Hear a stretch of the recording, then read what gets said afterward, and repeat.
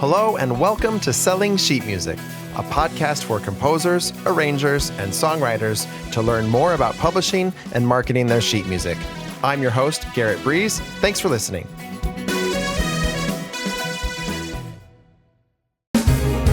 Scoring Express is a collection of professional templates for Sibelius and Dorico, based on the same templates used at NYC Music Services. Each Scoring Express package is much more than just the templates. It contains high-quality music and text fonts, manuscript papers, and house styles. The settings in Scoring Express files are the result of decades of experience producing music at the highest level, meticulously calibrated to get great results every time.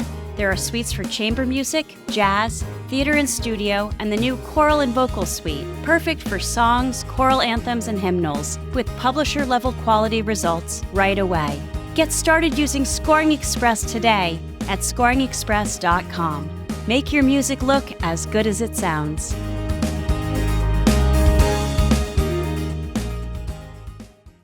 Andrew Carlins is the CEO and co-founder of Songscription, a company that uses AI models to automate music transcription from audio recordings. The company is still in the early stages, having launched only a few months ago at the time of this recording, but they've got big ideas about how to use technology to revolutionize music education, and it's a conversation you won't want to miss. Andrew Carlins, welcome to Selling Sheet Music. How are you doing? Doing really well. Thanks for having me, Garrett. I appreciate you taking the time to come on the show and talk about yourself and your company and AI music. That's something that a lot of us artists or creators in the music industry have a lot of feelings about, right? And there's a lot of things that are unknown about it that we're trying to figure out. And so I'm really grateful for you taking the time to walk us through some of it. Before we get into the weeds with the technology, could you just introduce yourself briefly to our listeners? Tell us about your musical background and what it is that you hope to achieve with Songscription. Yeah, absolutely. I grew up playing the piano and baritone saxophone. I was drawn to music mostly because I grew up with a stutter. And when you sing, you don't stutter. And certainly when I played my saxophone and my piano, I didn't stutter either. There's this great organization called the Stuttering Association for the Young that empowers people, or empowers children who stutter through the arts, recognizing that when you sing or play an instrument, it's someone's one unique moment of fluency. And because of that, found a lot of, the arts really helped me find my voice. And I participated in musical theater and played in marching band and symphonic band and jazz band and piano, classical piano. Really loved music from a very young age. And in terms of what we're building at Songscription, we seek their mission statement, our lofty goal is to empower musicians worldwide to play, share, learn, and create the songs that they love. Songscription's approach is a little bit different from, Garrett, you mentioned AI music. We also have, your varying feelings about different segments of the market. I would segment the market into generative AI music, so creating songs from scratch.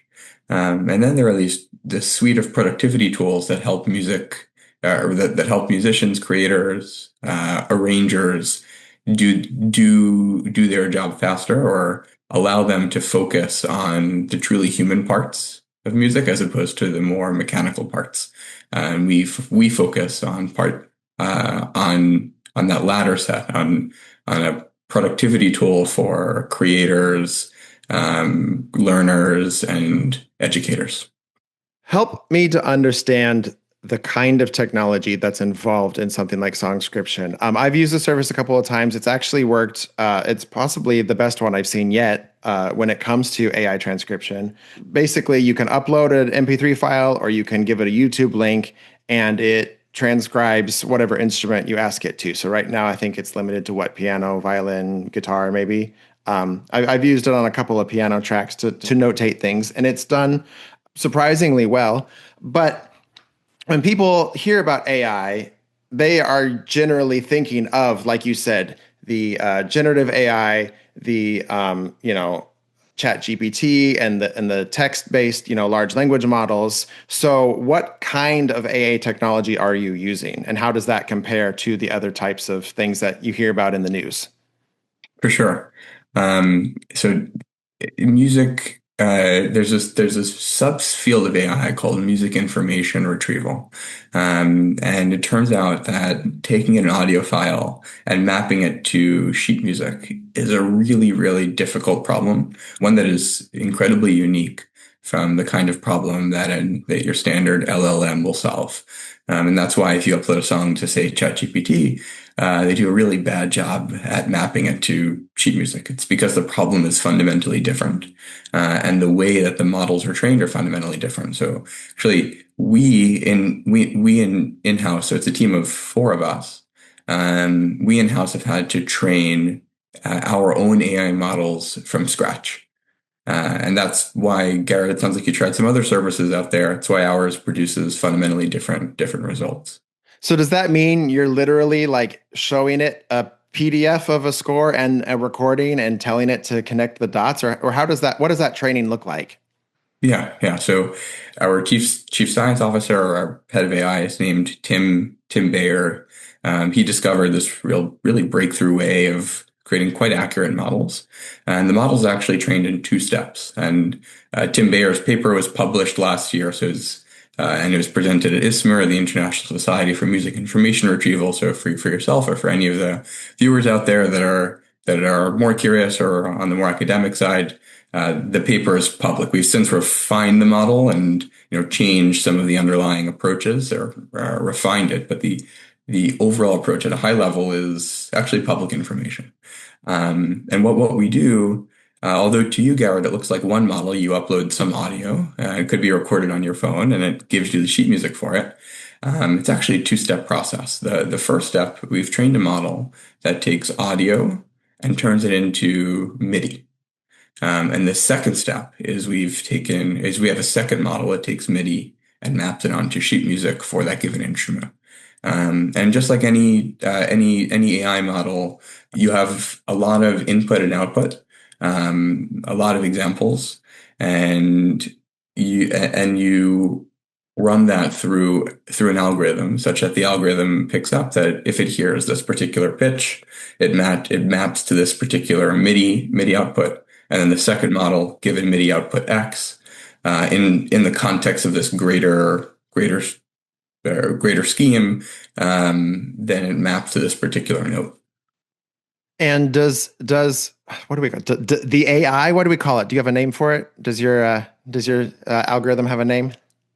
We could call it the AI algorithm. We don't have a, yeah. You don't call it Kathy or something? Okay. Well, there's something you can do. You can name your AI. No. What should we name it? Oh gosh, yeah, listeners, put it in the comments. What do you think they should name their AI chatbot? But so the AI models, do they see audio as audio, or are certain types of instruments easier to recognize than others? So we've trained our models. Okay, it's a very interesting question. Because when you look at, so Garrett, you mentioned that you use our piano model. And our piano model is by far the best because we focused on it. It's a harder problem to solve. So we thought if we could solve it with our model architecture, then solving something like trumpet becomes a walk in the park. It's a lot easier to find piano data to train on than, say, data for the piccolo. There's just more piano players out there. And there's a lot more demand, a lot more people want piano. Anyway, because our piano model is trained so well, you could upload a piano piece that was played in a cafe with a singer and a bass in the background. And the model is so good, it could strip out just the piano audio. So the model effectively, when it's trained to the quality that we're proud of, and this isn't yet true for our guitar, flute, and violin models, which you kind of need to upload just a violin solo, or they're getting better. but they're not yet at that piano quality that we aim to train all models for. The piano model is trained to a point where, or is trained in a way that it recognizes just piano voice. It's robust enough to understand that sometimes the piano is slightly out of tune. Sometimes you'll hear background noise and you need to filter that out. There are these stem splitting models out there. That's not what we do, at least presently on the site. The piano side of things, or we've been able to train a model for piano that's effectively a voice recognition for what piano sounds like and just maps what those sounds are to different notes. So it sounds like it's almost a manual process for each instrument and each style of music. Like you have to give it feedback and explain like this is what jazz is and this is what, club music is and this is what classical music is. How do you I know we're getting in the weeds, but how do you give that feedback to the model? Is it like a yes no thing? Is it showing it the correct answer when it missed something? When you're training AI models, you'll have something called, or you have the training set and then the validation set. Um, and so and it was very astute of you to point out we have to have a diverse set of data. And one of the really or one of the hardest parts about training a really good, robust model in this space is that a lot of the existing models are trained very heavily on just classical music, and that's great if you're playing Bach or even some of the more cut and dry pop songs. But once you get into jazz or theater, you get a lot of these great flares, and you think about your typical eighth note in jazz is just fundamentally different, right? It's this tempo rubato, and it's very, very, very uniquely and differently written notation. So you have to have those kind of genres represented in the data set for the model to actually work. And in terms of how it works fundamentally, you segment the data into a training set and a validation set. Validation set you think of as your ground truth. This is what the model should output given input X. The training set is what the model learns based on. So it says, here's input X and output Y. Would I have guessed that? Yes, great, and it moves on and continues improving. Then you test the model against the validation set. And see if it improves over time. And if it improves over time, then we realize we've trained a robust model, and then we could publish that to the site. And so, I mentioned the model architecture is unique. That is, it's true. The other side of it that's unique is thinking through a data pipeline, and exactly what you said about how to label the data, what kind of validation set makes sense? How much of that set do we need to be jazz? How much do we need to be classical? How much do we need to have background noise in it? So that the results are good to be commercially viable, right? So someone like yourself could upload and be happy with the results. And where do you get the training data? Are you working with artists to get recordings? Are you picking specific things out? Like, what does that process look like? I assume it's, you hear about the LLM sort of just scooping up everything on the internet and dumping it through their system. It sounds like that's not what's happening here. Yeah, we get data through a variety of different sources, and we also are able to create some synthetic data. We've partnered, as you mentioned, with individual artists to help get their performance data. We also have some business partnerships for music company or with music companies that have helped us get data and also label data at scale. And then I mentioned also we have some synthetic data. So if an artist maybe sends us one particular recording, we're able to augment that. You could imagine putting one version of it through the model, just the regular performance, and then artificially putting cafe sounds in the background and putting that same performance through the model. And then maybe artificially putting birds chirping in the background, for example.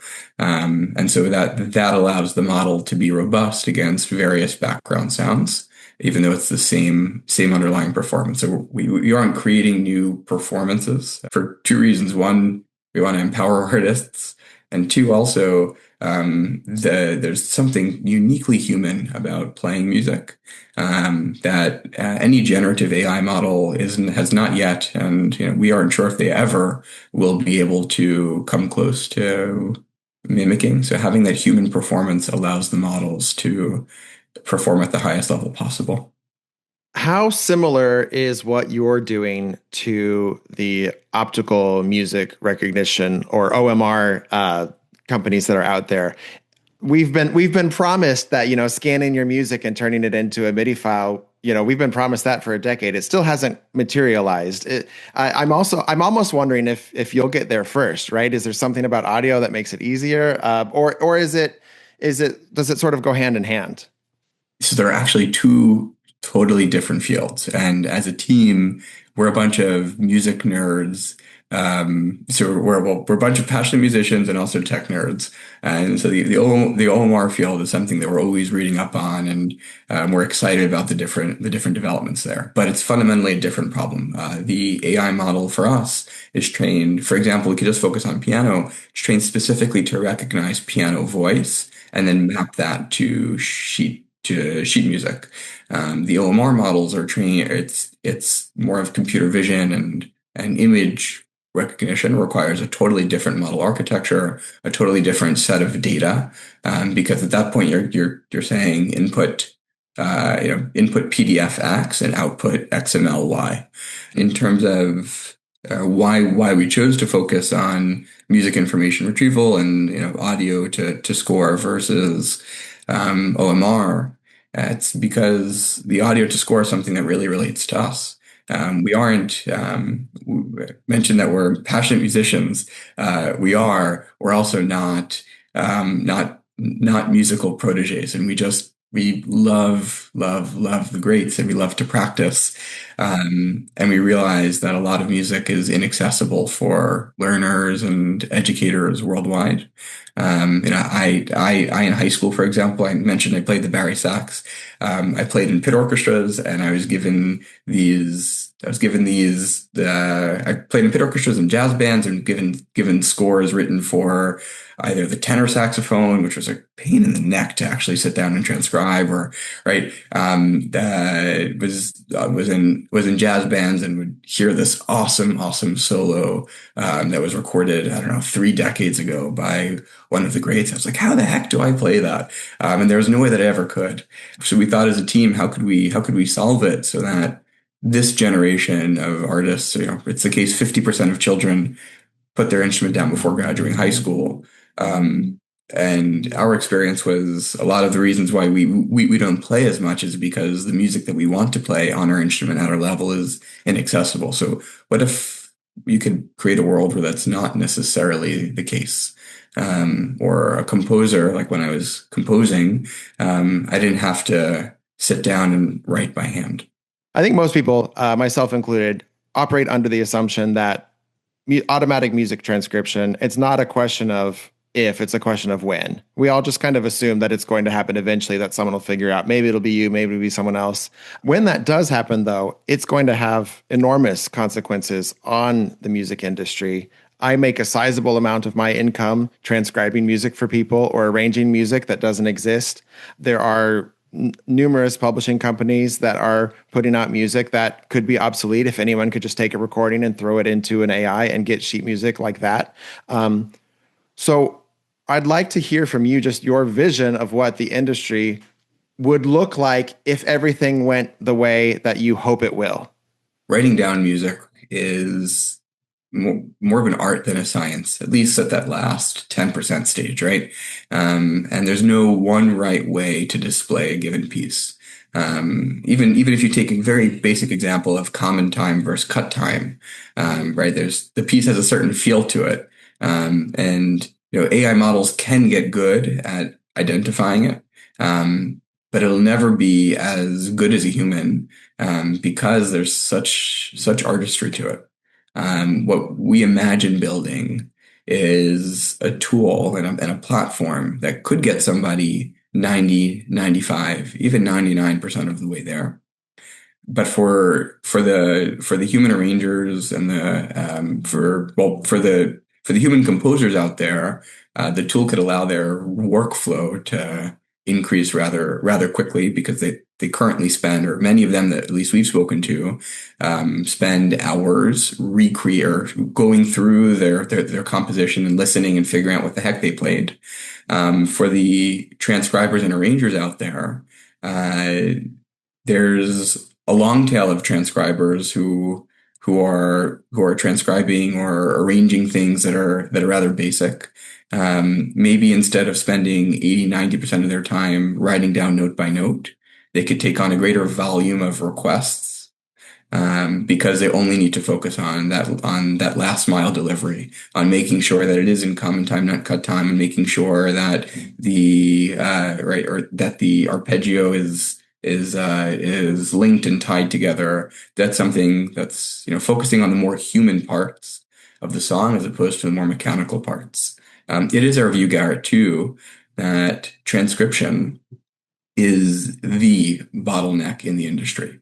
It requires specialized labor. It's quite expensive, and it's all done by hand. And such that if transcription were to be made more accessible to people, the demand for transcription would skyrocket. So we don't see ourselves replacing human transcribers. Our ideal world is one where human transcribers and arrangers could focus entirely on the more human musical elements of a song. And there'll be more demand for transcription because more people realize that it's just at the tips of their fingers. So obviously you're early in the development of the company. But where do you see the future of the business? Are you aiming to become a major player in music publishing? Are you hoping to license this technology to the existing players? Where do you see your role in the music industry going forward? Yeah, so we are quite young, Garrett. I think we are grateful that TechCrunch and a number of other major media outlets covered us in June. As a team, we've been working together since only last December, and we all met, or three of us met, in a Stanford class called Lean Launchpad for Education. And that class was empowered teams of students to focus on solving some problem troubling the field of education. And for us as musicians ourselves, the education angle, the empowering your amateur composer, or your amateur piano player, for example, is something that resonates with or deep in our hearts. And so that angle, longer term, seems really interesting. Think about the education components, or how this tool could be used by music educators.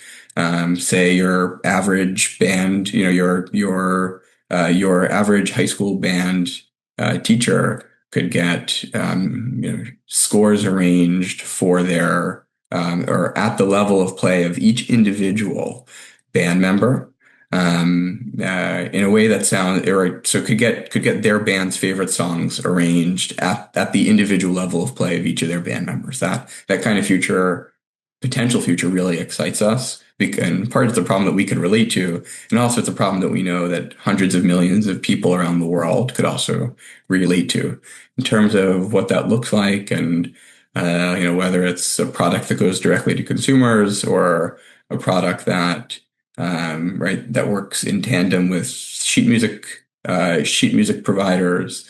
That's an open question. I'd say we're too early. And we're too new to the space to have a definite answer. But the goal of it, about transcription or making transcription accessible, and then and recognizing that transcription is the bottleneck to music education. So transcription as a way of making music education more accessible. That's been something that's core to our mission from day one. That's what attracted us to take the class in the first place. And it's also something that we see the users coming to our site. A lot of them are looking to either learn or create songs. I definitely see your point about transcription being a bottleneck. I'm on a bit of a sort of personal crusade, I guess, to get artists to release sheet music of their songs, right? That's a revenue stream I think most artists ignore. And it's for the same reasons you say, right? Like there's so many people that want to perform these songs and they are not always available. And I think the reason they're not always available is just because the cost benefit analysis doesn't weigh out, right? Like the time it would take to hire somebody to transcribe everything or to do it yourself. Wouldn't necessarily provide a big enough of a return. And so it's interesting to hear you talk about, hundreds of millions of people, demanding this music because we're not seeing those kinds of sales in the industry right now. We're not selling hundreds of millions of units of a particular song, right? Like not in the same way that you see recorded music being consumed. Obviously, that's a whole different thing. But I do wonder about the implications for artists if this does pan out the way that you describe. Because on the one hand, it would be great to have that music available. On the other hand, as an artist, you would lose control of how your songs are presented. If you're publishing a score of your song, you can make sure it looks the way you want. You can make sure that all the details are there correctly. Like you said, the art of it, you can make sure that is all the way you want it to be. This would undercut that potentially, right? Because anyone could just take the recording and create their own version instead of buying the one that the artist provides. And so there's that sort of, to me, that's almost a moral question, right? There's sort of the copyright legal question over here, but then there's also just the moral question of like, is that right for artists? And does that help artists or does it, or I don't know, how do you view that tension? Yeah, for sure. And it's something that we've spoken quite a bit about as a team. We've made a very conscious decision to not tackle generative music. Right. It's a very wonderful field. And it's one that we think is right. It's just there's a ton of ethical and moral questions there. And that's why we've chosen to focus on this productivity tool, that we envisioned at least as a way of empowering musicians, music educators, and music learners instead of replacing anyone in that space.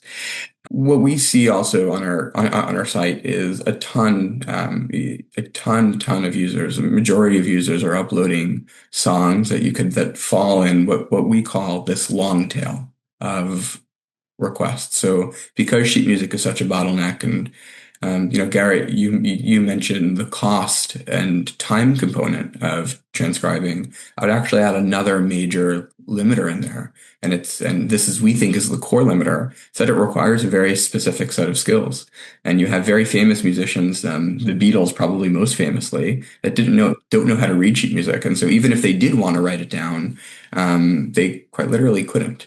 When we think about the long-term future of music and what streaming has done to the industry, it served, it's looking at one of the most positive things that streaming has done. For example, my Discover Weekly on Spotify is that it creates this platform that your indie artists or your up and coming artists can be discovered without having to go through the traditional way of getting lucky and signing their record deals and hoping that the label that they sign with, which has a lot of power over them, promotes them. And so if you imagine what you see as this long tail of artists that are finally being discovered, we imagine a future where that is true, and also music performance and music education. And now, sheet music would only make sense for your most famous artists to have their sheet music transcribed, because everything is done manually. And you're right, it's so expensive and time consuming to write down just one given song. And those songs, by the way, the ones that artists are writing down and they have control over, are fully and are up on websites and distributed by Hal Leonard. Like those are that quality of sheet music requires that last 10% of human intervention. And so again, we aren't making a play, or we don't see ourselves necessarily as coming in direct competition. Our tool here is really good at giving a really good first pass at the sheet music. which is particularly valuable for the hundreds of thousands of artists that don't have their music transcribed because they can't afford it today. Use our platform for their own compositions and then sell it on their own, and or for their groups of tens of thousands or hundreds of thousands of fans that are looking for another way to connect with them. And performing music, we found, and we've been told from the artists that we work with, is one of the most profound ways that a fan could connect with the artist. Do you think copyright law needs to change to accommodate what you're trying to do or what you envision AI music recognition to be in the future? Preface by saying I'm not a lawyer and I am not a legal expert. And then the should question is also outside of my scope. I don't want to say that laws ought to change or ought not to change. We want to make sure that artists remain empowered, that they remain in control, and that music, we're just building tools where musicians or the entire industry, so music learners, music composers, music educators, could focus on the human part of playing music as opposed to the more mundane part of sitting down, writing it, transposing it, all of that. Should copyright laws change? That's not my view. I don't want to speak for other people in the space, but I know that the copyright laws exist for a reason, and that's to protect artists, and that's not something that we at Songscription ever hope will change. We are also aware that the question about AI and copyright is one that is open, at least in the field of, or in the current court system. You have the Anthropic case, for example. Even you have the famous YouTube case with that established the DMCA, and then this current administration's policies. They've recently released an AI memo. Seem to be more in favor of fair use for AI, but that's an open legal question, and whether or not it should be, I'm not an expert on. I think whichever world allows artists and musicians to feel truly empowered would be one that I'm behind. And I know the copyright laws today exist to protect artists. Well, and the reason I bring it up is because within copyright law, there's very different ways of applying it to different formats of music, right? To get a license for recorded music is very different than to get permission to do a printed arrangement, for example. The language of the copyright law is so archaic. I mean, it's talking about phono records and stuff like that, and it's just it's in such a different universe from the technology that you're describing. I guess the question ultimately is the right approach to have sort of courts define how this stuff is applied to new technology, or is it better to just create new laws? So you're actually teaching me things, Garrett. Admittedly, I haven't read the exact text of the law, and we've been working really closely with lawyers from a ton of different backgrounds, people who are veterans in the music industry space, and people who are also veterans, as veteran as you can be in the AI and startup world. And it's been really cool to see how those two different fields have evolved, even in the past 10 months that we've been building Songscription. Your question's really making me think about whether courts are the best arbiter for the future of music and music rights. I think pragmatically, that's what we're seeing is happening in the AI field, because it's such an evolving question. It would be wonderful, I think, if artists, composers, creatives were able to be more proactive in shaping policy. What we've seen, and we've experienced this a ton, Garrett. Musicians or folks in the field hear AI, and they get this it's more many folks have this defensive reaction because they think of your Sunos and your Udios of the world that are generating new music, and they feel this direct threat. And for us, it's a little bit sad because we're not in that space. We are an AI company, but we're more of a productivity and an education tool platform. Longer term, the education application is really fascinating for us, not the generation. And so one world that I could imagine is you have artists come together with publishers and folks in the industry, and they also widen their circle to include this up and coming generation of productivity oriented tools. And together we could work, because then Songscription and folks you mentioned OMR companies can work together with the creatives in a way that allows them to create more work and more high quality work faster. And I think there's a lot of interesting synergies that could come out there in creating policy potentially that is inclusive of these kinds of this next generation of technology, and protective over artists' rights around the generative side, which is what we've seen is the real fear that many folks have. That's a perfect segue into my final question, which is just literally, how can musicians prepare for this future that's coming when we don't understand the technology? Like, how do we learn about it? How do we get up to speed? Like, where do we, are there places where we can find developments as they happen? Like, where are these things being discussed? Like, it just feels like such a huge unknown. And the music industry has a long, proud history of resisting change and ignoring change and fighting change. And I don't know, this time feels different because the change feels so drastic, or at least the potential for change feels so drastic to what we've seen in the past. And I know a lot of us are just sort of holding our breath, waiting to see what happens. But if there's a way to see what's coming and sort of future-proof our business as musicians, I think that would be really valuable. So what would your advice be? Yeah. One is reach out. If this is to yourself and to anyone on the podcast, my email is andrew@songscription.ai. This is something that my team and I are really passionate about. And so we're happy to have conversations with anybody.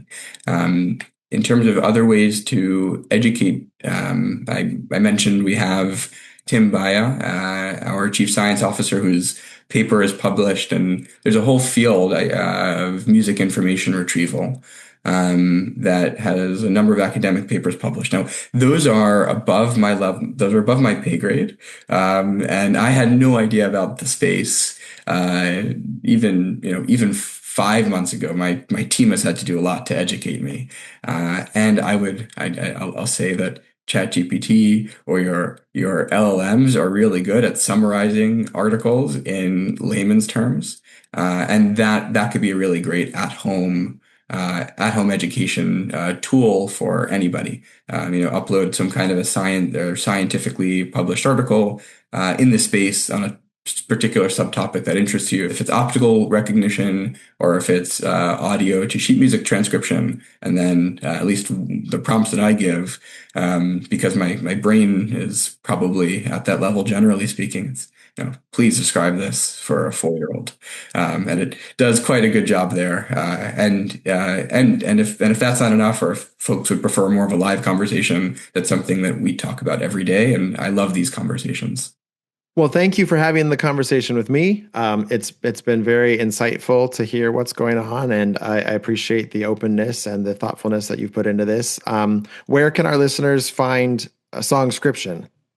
For sure, and thanks for having me, Garrett. So come visit our website at songscription.ai, and reach out either at andrew@songscription.ai or songscription@songscription.ai.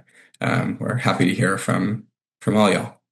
Thank you. Well, thanks again, and we're excited to see how this all develops. Cheers. Thank you for listening to another episode of Selling Sheet Music. If you like the show, please rate and review it wherever you listen to podcasts. You can read episode transcripts and get caught up on past episodes at sellingsheetmusic.com, and you can find my music at garrettbreeze.com. Selling Sheet Music is written, produced, and hosted by me, Garrett Breeze. Post-production for this episode was done by Brandon Haney, and our theme music was written by myself and David Dykstra. I'll see you next week. Go write something.